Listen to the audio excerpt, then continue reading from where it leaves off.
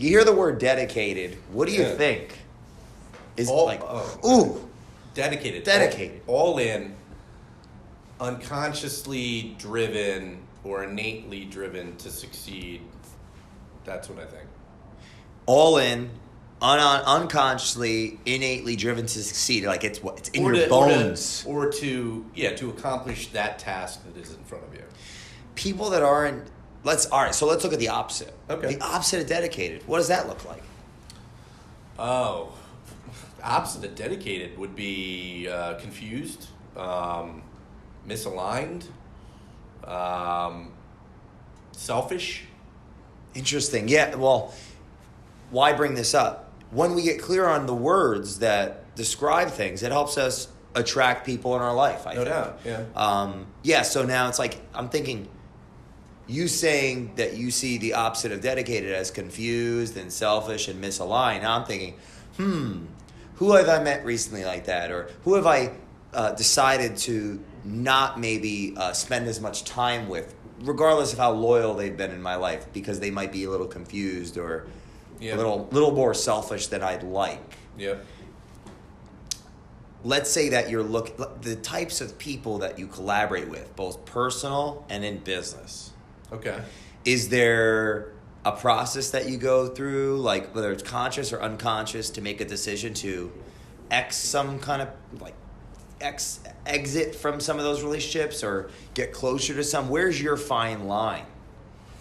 That's interesting. I think, well, in the beginning, I'm an equal opportunity employer, right? I mean, I'm all in on getting to know someone and finding what they bring to the table, how it complements my lifestyle, personality, and if it's going to work. But I think a lot of it is that balance, right? So, I mean, I always talk to my wife about this. I have a great friend that, our lifestyles just sort of changed, and the balance was no longer there. And it was an expectation that give and take, and whether it was personal or professional, that if I do for you, or if I make myself available to you, or I'm willing to, prioritize something for you, I would expect the same in return. I think both professional and business. And when that starts to not be a balance, I think that's when I sort of investigate, do I want to kick this person out of my food chain, so to speak, right? How have you been personally developing for years now and continue to do consistently? From your perspective, has there been many times where you had to look back and say, hey, who's in my life? Are they adding value? 100%. 100%. I watched a TED Talk about especially now with this new endeavor of mine, right? Because it's a pretty drastic change when I went from telecommunications to title.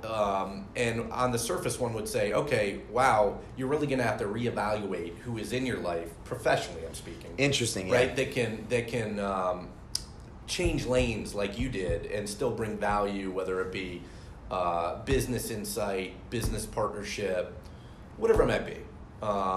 But it hasn't really happened because, like I talked about it one other time with you, where it was, even if that one individual, right, in my new life, on the surface didn't seem like they could bring the same value or open up doors or, see it from my perspective and have good quality conversations, they knew people that could. So I still kept them in my life because I wanted to get extensions, right? First and second level connections and extensions of them.